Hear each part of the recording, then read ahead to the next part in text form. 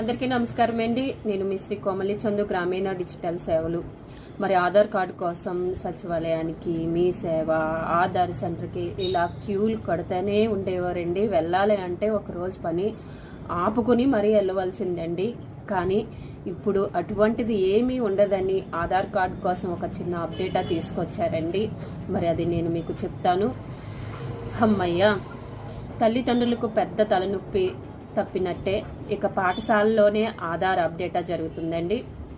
పిల్లల ఆధార్ కార్డు కోసం తల్లిదండ్రులు పడే శ్రమ అంత ఇంత కాదు.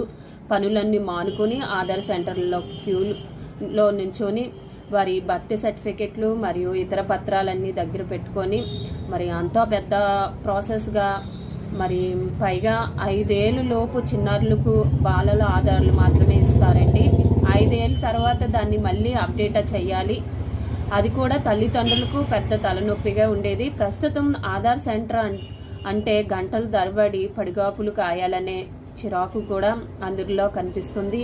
ఈ సమస్యను పరిష్కరించేందుకు మరి UIA ఆఫ్ ఇండియా అంటే UIDAI కీలక నిర్ణయం తీసుకున్నట్లు తెలుస్తుందండి. ఇకపై పిల్లల ఆధార్ కార్డు అప్డేట్ను వారి పాఠశాలలోనే జరిపేలా చర్యలు తీసుకోవాలని యూసేస్తుందండి.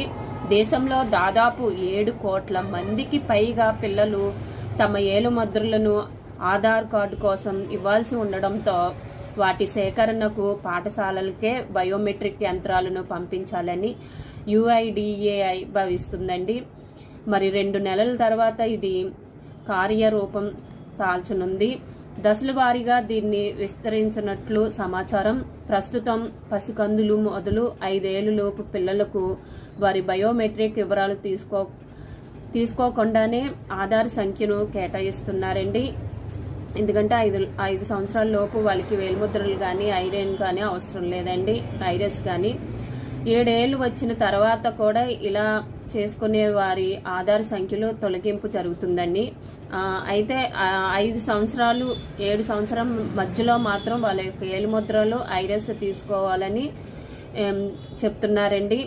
5-7 ఏళ్ళ మధ్యలోనే ఉచితంగా, ఆ తర్వాత ₹100 రుసుముతో ఆధార్ కార్డు అప్డేట్ చేస్తారండి. పాఠశాలలో ప్రవేశాలు, పరీక్ష నమోదా, ఉపకార వేతనాలు పొందడం, ప్రత్యక్ష నగదు బదిలీ పథకాలు వంటి వాటికి బయోమెట్రిక్ అప్డేట్తో ఉన్న ఆధార్ అవసరం కావడంతో పాఠశాలలకు వెళ్లి పిల్లల నుంచి బయోమెట్రిక్ సేకరించే ప్రణాళికలతో ఉన్నామని UIDAI ముఖ్య కార్యనిర్వాహకదారి CEO భువనేష్ కుమార్ వెల్లడించారండి. ఈ ప్రక్రియ వీలైనంత త్వరగా మొదలు పెడితే ఇంకా తల్లిదండ్రులకు